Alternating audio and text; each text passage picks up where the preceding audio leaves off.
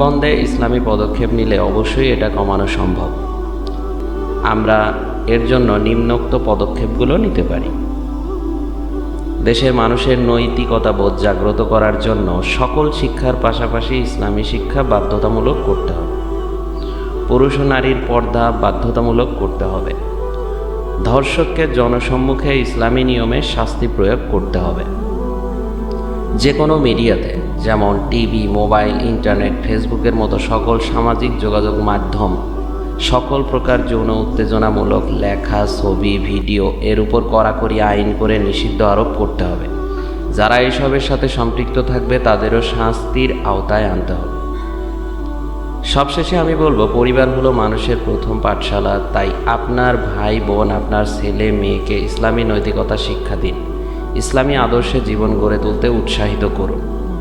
ইনশাআল্লাহ ধর্ষণ কমে যাবে।